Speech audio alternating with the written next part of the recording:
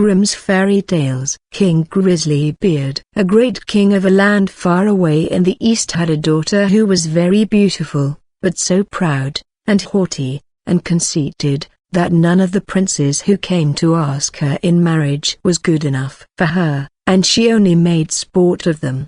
Once upon a time the king held a great feast, and asked thither all her suitors, and they all sat in a row, ranged according to their rank, kings, and princes, and dukes, and earls, and counts, and barons, and knights. Then the princess came in, and as she passed by them she had something spiteful to say to everyone. The first was too fat, he's as round as a tub, said she.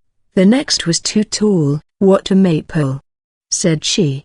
The next was too short, what a dumpling, said she. The fourth was too pale, and she called him Wallface. The fifth was too red, so she called him Coxcomb.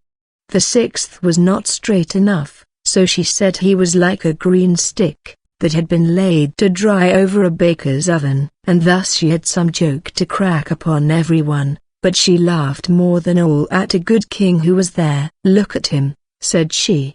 His beard is like an old mop, he shall be called Grisly-Beard. So the king got the nickname of Grisly-Beard. But the old king was very angry when he saw how his daughter behaved, and how she ill-treated all his guests, and he vowed that, willing or unwilling, she should marry the first man, be he prince or beggar, that came to the door. 2 days after there came by a traveling fiddler, who began to play under the window and beg alms, and when the king heard him, he said, "Let him come in." So they brought in a dirty-looking fellow, and when he had sung before the king and the princess, he begged a boon. Then the king said, "You have sung so well, that I will give you my daughter for your wife." The princess begged and prayed, but the king said, "I have sworn to give you to the first comer, and I will keep my word." So words and tears were of no avail. The parson was sent for, and she was married to the fiddler. When this was over the king said, "Now get ready to go, you must not stay here, you must travel on with your husband." Then the fiddler went his way, and took her with him, and they soon came to a great wood. "Pray," said she, "whose is this wood?" "It belongs to King Grisly-Beard," answered he. "Hadst thou taken him, all had been thine." "Ah! Unlucky wretch that I am," sighed she, "would that I had married King Grisly-Beard." Next they came to some fine meadows. "Whose are these beautiful green meadows?" said she. "They belonged to King Grisly-Beard. Hadst thou taken him, they had all been thine." "Ah! Unlucky wretch that I am," said she, "would that I had married King Grisly-Beard." Then they came to a great city. "Whose is this noble city?" said she. "It belongs to King Grisly-Beard. Hadst thou taken him, it had all been thine." "Ah! Wretch that I am," sighed she, "why did I not marry King Grisly-Beard?" "That is no business of mine," said the fiddler. "Why should you wish for another husband? Am not I good enough for you?" At last they came to a small cottage. "What a paltry place," said she. "To whom does that little dirty hole belong?" Then the fiddler said, "That is your and my house, where we are to live." "Where are your servants?"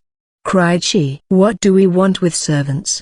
said he. "You must do for yourself whatever is to be done. Now make the fire, and put on water and cook my supper, for I am very tired."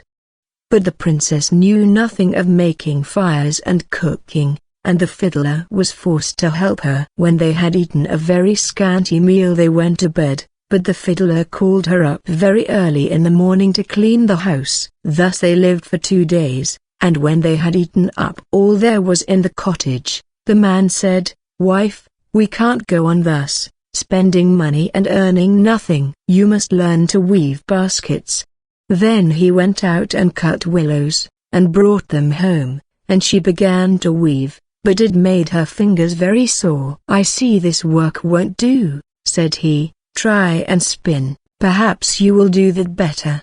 So she sat down and tried to spin, but the threads cut her tender fingers till the blood ran. "See now," said the fiddler, "you are good for nothing, You can do no work. What a bargain I have got. However, I'll try and set up a trade in pots and pans, and you shall stand in the market and sell them." "Alas," sighed she, "if any of my father's court should pass by and see me standing in the market, how they will laugh at me."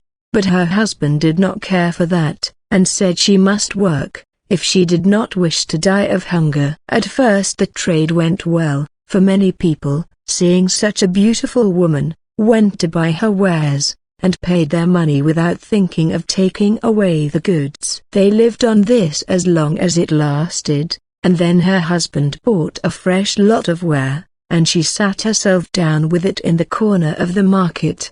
But a drunken soldier soon came by, and rode his horse against her stall, and broke all her goods into 1,000 pieces. Then she began to cry, and knew not what to do. "Ah! What will become of me?" said she. "What will my husband say?" So she ran home and told him all. "Who would have thought you would have been so silly," said he, "as to put an earthenware stall in the corner of the market, where everybody passes?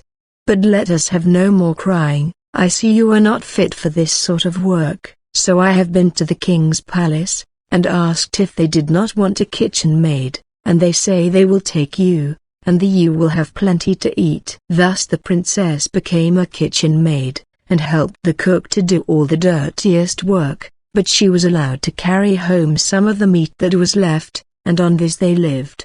She had not been there long before she heard that the king's eldest son was passing by, going to be married, and she went to one of the windows and looked out. Everything was ready, and all the pomp and brightness of the court was there. Then she bitterly grieved for the pride and folly which had brought her so low. And the servants gave her some of the rich meats, which she put into her basket to take home. All on a sudden, as she was going out, in came the king's son in golden clothes, and when he saw a beautiful woman at the door, he took her by the hand, and said she should be his partner in the dance. But she trembled for fear, for she saw that it was King Grisly-Beard, who was making sport of her. However, he kept fast hold, and let her in, and the cover of the basket came off, so that the meats in it fell about. Then everybody laughed and jeered at her, and she was so abashed, that she wished herself 1,000 feet deep in the earth. She sprang to the door to run away,